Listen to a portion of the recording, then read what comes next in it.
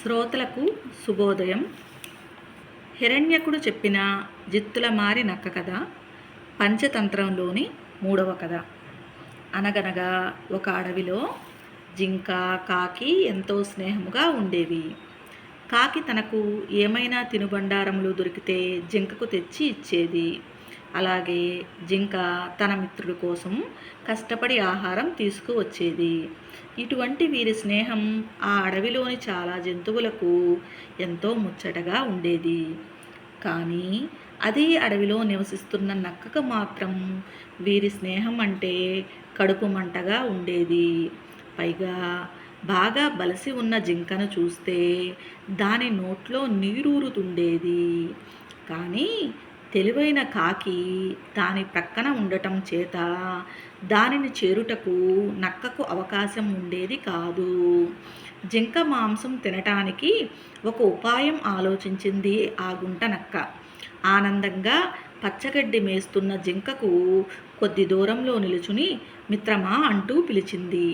జింక ఆ నక్క వైపుకు చూసి, ఎవరు నువ్వు అంటూ కోపంగా అడిగింది. నా పేరు సుబుద్ధి. నేను ప్రక్క అడవిలో ఉండేదాన్ని.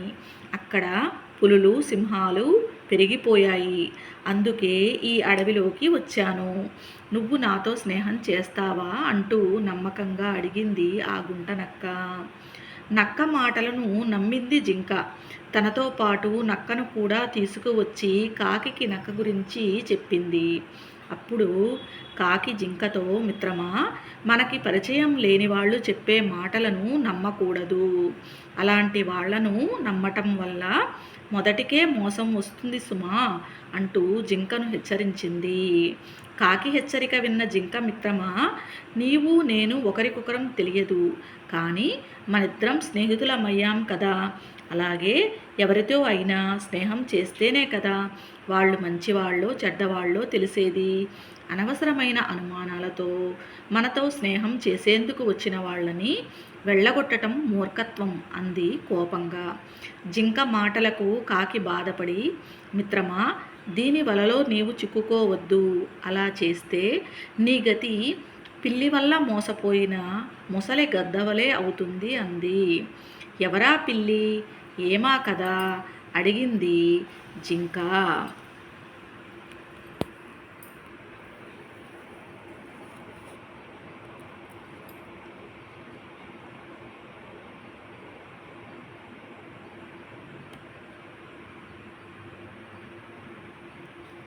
ఒక అడవిలోని చెట్టుపై మోసకారి పిల్లి కథ.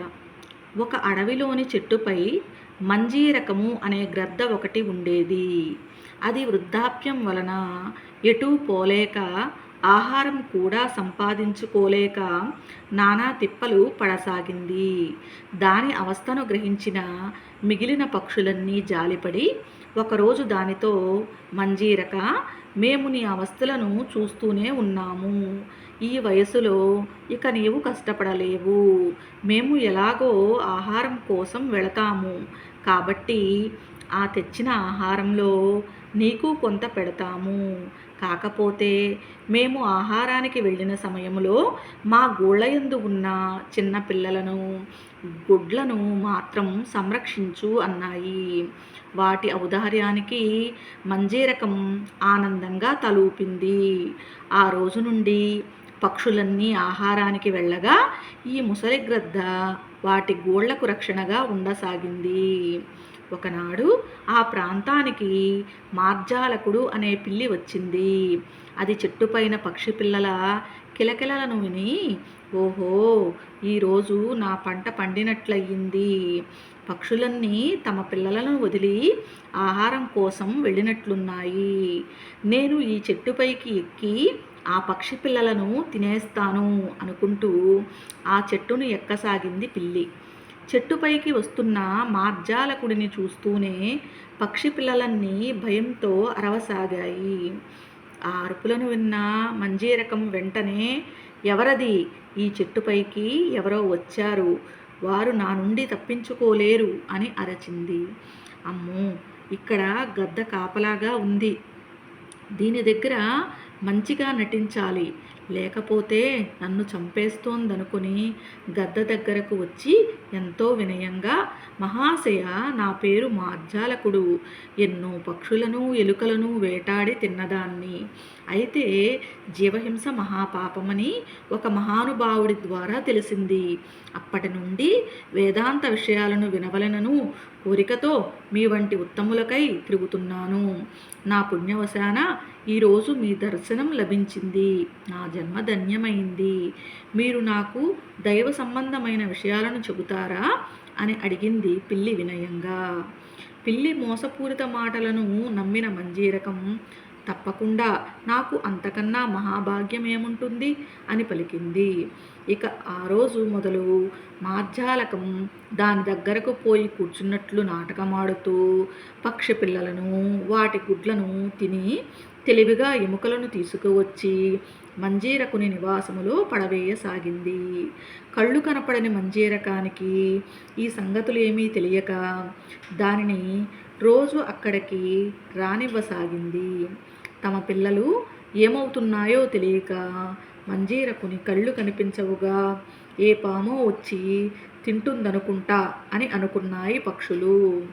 ఒకరోజు ఎందుకో అనుమానం వచ్చి మంజీరకం నివాసంలోకి వెళ్ళి చూశాయి. అక్కడ వాటికి ఈకలు ఎముకలు కనపడేసరికి మంజీరకుడే మా బిడ్డలను చంపేసింది అనుకుని దానిని ముక్కులతో పొడిచి పొడిచి చంపాయి. అందుకని మిత్రమా, కొత్త వారిని చేరదీయరాదు.